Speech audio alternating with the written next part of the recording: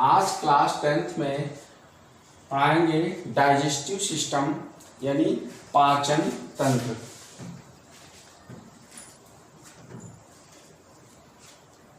पाचन तंत्र बच्चों पढ़ना है आपको, क्लास 10th के बच्चे हैं। पाचन तंत्र क्या होता है, सभी लोग जानते हैं कि जो हम लोग खाना खाते हैं यानी भोजन ग्रहण करते हैं, उसके बाद उस भोजन का पाचन होता है। तो भोजन करने के बाद यानी खाने के बाद वो कहाँ जाता है, किस अंग में जाता है, उसके बारे में आपको बताएंगे। विभिन्न प्रकार के जो अंग हैं पाचन तंत्र के, उसके बारे में आपको हम बताने जा रहे हैं। तो हमारी बॉडी के अंदर मुख से लेकर, जो माउथ है हमारा, मुख के द्वारा हम भोजन को ग्रहण करते हैं और मुख से लेकर के फिर लास्ट में गुदा तक क्या होता है, आहार नाल। एक ऐसी संरचना है जिसको हम आहार नाल कहते हैं यानी एलिमेंट्री कैनाल। मनुष्य में जो आहार नाल है 8 से लेकर के 10 मीटर लंबी होती है, मीटर में होती है यानी बहुत लंबी होती है। और क्या होती है, कुंडलित होती है। देखिए यहाँ पर मैंने बना रखा है, ये छोटी आंत है और ये मोटी वाली बड़ी आंत है। ये सब क्या है, कॉइल्ड होती है, कुंडलित होती हैं। तो ये जो आंत है बहुत लंबी होती है और कुंडलित होती है। पूरे आपके उदर गुहा में यानी पेट में ऐसे बिल्कुल ऐठी होती हैं, रस्सी की भांति जो है टेढ़ी मेढ़ी उस पूरे उदर गुहा में होती हैं, जिसको हम आहार नाल कहते हैं। अब आहार नाल कहाँ से शुरू होती है, माउथ से लेकर के। स्टार्टिंग होगी माउथ से और एंडिंग होगी एनस तक, एनस। तो पाचन तंत्र में कौन कौन से अंग आएंगे, माउथ, यहाँ पर लिखा है माउथ यानी मुख, फिर फायरिंग्स, फायरिंग्स मतलब ग्रसनी। माउथ के बाद में एक आता है, यहाँ पर ये लिखा हुआ है मैंने बीसी, बीसी मतलब बक्कल कैविटी यानी मुख गुहा। माउथ के बाद में एक है बीसी मतलब बक्कल कैविटी, जिसको मुख गुहा कहते हैं। मुख गुहा क्या है, यानी मुख के अंदर ये वाला भाग जो हम माउथ को खोलते हैं तो अंदर भोजन को ग्रहण करते हैं, फिर उसको हम चबाते हैं, भोजन को चबाते हैं। तो उसमें दांत होंगे, इस स्थान में क्या होता है, दांत होते हैं, जीभ होती है और साइड में लार ग्रंथियाँ होती हैं। तो ये सब कार्य करते हैं, फिर भोजन को लुप्ती बनाते हैं, मतलब बिल्कुल जो है महीन कर देते हैं भोजन को, जिसको हम फिर बोलस कहते हैं। जो लुप्ती बन जाता है भोजन, उसके बाद ही अंदर हम निगल सकते हैं। तो बोलस जो बन जाता है, वो बोलस बनाने का कार्य कौन करता है, दांत, जीभ और लार ग्रंथियाँ जो आपकी लार है। लार में भी एंजाइम्स होता है, टाइलिन एंजाइम्स होता है, जो कार्बोहाइड्रेट्स का पाचन मुख गुहा में ही कर देता है। तो इस प्रकार से माउथ, फिर बक्कल कैविटी और फिर फायरिंग्स, ओसोफेगस। ओसोफेगस क्या है, ग्रास नली, ये वाली, ये यहाँ पर लिखा है ओसोफेगस, ये जो नली है इसको हम ग्रास नली कहते हैं। और यहाँ पर फायरिंग्स है, फायरिंग्स मतलब ग्रसनी। माउथ और फायरिंग्स क्या है, ग्रसनी, ओसोफेगस, ग्रास नली, फिर स्टमक। स्टमक ये जो बना हुआ है, ये बड़ी संरचना घड़े के आकार की, इसको बोलते हैं स्टमक यानी आमाशय। आमाशय के अंदर ही भोजन जाता है। फिर स्मॉल इंटेस्टाइन यानी छोटी आंत, फिर लार्ज इंटेस्टाइन मतलब बड़ी आंत, और फिर नीचे है डाइजेस्टिव ग्लैंड्स यानी पाचक ग्रंथियां हैं, आपकी लीवर है और पैंक्रियाज है। तो इतनी संरचनाएं होती हैं पाचन तंत्र में, और ये आहार नाल कहलाती है। तो आहार नाल कहाँ से, मुख से लेकर के गुदा तक फैली होती है और हमारी उदर गुहा में समाहित होती है। तो बच्चों शुरुआत कहाँ से होती है, मुख।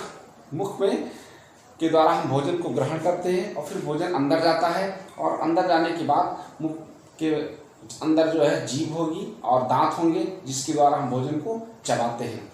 चबा चबा करके भोजन को ग्रहण करना होता है, और अगर चबा करके नहीं करेंगे तो भोजन का पाचन आसानी से नहीं होता है। तो जिस समय हम भोजन को चबाते रहते हैं बच्चों, उसी समय हमारे लार में जो होता है टाइलिन्स, एमाइलेज एंजाइम्स होता है, वो क्या करता है, कार्बोहाइड्रेट्स का पाचन कर देता है। मतलब भोजन को हम चबाते चबाते ही कार्बोहाइड्रेट्स का पाचन कर लेते हैं। तो इस प्रकार से जब भोजन का पाचन कहाँ से शुरू हो जाता है, मुख गुहा से यानी बक्कल कैविटी से ही। उसके बाद जब भोजन बोलस बन जाता है, निलुब्धि बन जाता है, चिकना हो जाता है, तो फिर हम उसको ऐसे निगलते हैं यानी अंदर निगलते हैं। तो फिर क्या होगा, फायरिंग्स से होता हुआ भोजन और ये ओसोफेगस यानी ग्रास नली से होता हुआ आमाशय में आ जाता है। यानी यहाँ पर जो नली है ये क्या, ओसोफेगस। ओसोफेगस एक पतली चिकनी और इसके अंदर श्लेष्मिक जो परतें होती हैं और चिकनी होती है, श्लेष्म उसमें स्रावित होता है यानी म्यूकस, जिसके कारण भोजन आसानी से अंदर चला जाता है और आने के बाद आमाशय में होता है। यानी भोजन यहाँ पर आमाशय में आ गया। आमाशय में 3 भाग होते हैं, ऊपर का फंडिक पार्ट्स, नीचे का कार्डियक और बीच का कार्डियक और सबसे नीचे का होता है पाइलोरिक। यानी फंडिक, कार्डियक और पाइलोरिक आमाशय में 3 भाग होते हैं। और बच्चों आमाशय में क्या होती है, जठर ग्रंथियाँ होती हैं। जठर ग्रंथियों के द्वारा जठर रस स्रावित होता है जिससे भोजन का पाचन होता है। तो आमाशय की दीवार इस प्रकार से खुरदरी और ऊंची नीची होती है जिसको हम रेग्यू कहते हैं। इस प्रकार से संरचनाएं अंदर होती हैं। जब भोजन अंदर जाता है तो इस प्रकार से भोजन मथ जाता है उसके अंदर, जैसे दही बन जाता है। उसके बाद फिर क्या हुआ, अब भोजन का पाचन कहाँ होगा, आमाशय में। यानी वो गुहा में हुआ था कार्बोहाइड्रेट का पाचन, अब आमाशय से भोजन का पाचन फिर शुरू होगा। तो आमाशय में क्या होगा, प्रोटीन का पाचन होगा। इसमें प्रोटीन पाचक एंजाइम्स होते हैं, रेनिन, ट्रिप्सिन, पेप्सिन, ये एंजाइम्स होते हैं। अब क्या हुआ, भोजन आमाशय में है और आमाशय के बाद बिल्कुल द्रव जैसे पानी हो जाएगा, पानी जैसा भोजन हो जाता है। फिर देखिए यहाँ पर देखिए ये जो नली है ये सक्रिय हो गई, बिल्कुल पतली नलियाँ हो गई यहाँ पर, इसको हम बोलते हैं छोटी आंत। अब देखिए आमाशय के बाद जो है नली पतली हो गई है और जहाँ से मुड़ी हुई है, जहाँ पर मुड़ी हुई है इस संरचना को हम कहते हैं यू के आकार की बनी है, चूल्हे के आकार की, जिसको हम ग्रहणी कहते हैं। यानी यहाँ पर लिखा है कहीं पर ड्यूडिनम, ये है ग्रहणी। ग्रहणी के अंदर कोई पाचन नहीं होता है। और ग्रहणी से ही यहाँ पर देखिए एक ये संरचना लगी हुई है। ये क्या है बच्चों, लीवर है, ये लिखा हुआ है यहाँ पर लीवर यानी यकृत। यकृत एक पाचक ग्रंथि होती है जिसके अंदर बाइल यानी पित्त रस का निर्माण होता है, पित्त रस का फॉर्मेशन होता है। पित्त रस क्या करता है, भोजन के अम्लीय माध्यम को क्षारीय बनाता है, जिसके कारण भोजन का पाचन फिर हो पाता है। और पित्त रस लीवर में बनेगा। लीवर में बनने के बाद यहाँ पर देखिए ये संरचना मैंने बना रखी है इस प्रकार से छोटी सी थैलीनुमा। ये क्या है, गाल ब्लैडर, ये यहाँ पर लिखा है गाल ब्लैडर मतलब पित्ताशय। फिर जो पित्त रस है वो यहाँ से आकर के पित्ताशय में स्टोर हो जाता है, इकट्ठा होता है। यानी पित्ताशय के अंदर यानी गाल ब्लैडर के अंदर पित्त रस भरा होता है, इकट्ठा होता है। और पित्त रस के द्वारा ही क्या होगा, अब इसमें भोजन को अम्लीय के द्वारा अम्लीय माध्यम से क्षारीय माध्यम में उसको चेंज करेगा।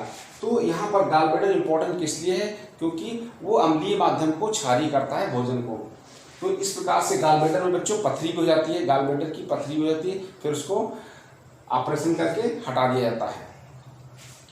उसके बाद अब क्या हुआ, ये जो पित्त रस है, ये पित्त रस गाल ब्लैडर से कहाँ पर, ड्यूडिनम यानी ग्रहणी में आएगा और ग्रहणी से फिर छोटी आंत में, ये छोटी आंत बनी हुई है, छोटी आंत में आने के बाद अब छोटी आंत में क्या होता है, भोजन लिक्विड के रूप में आएगा और छोटी आंत में क्या होता है, वसा का पाचन होगा।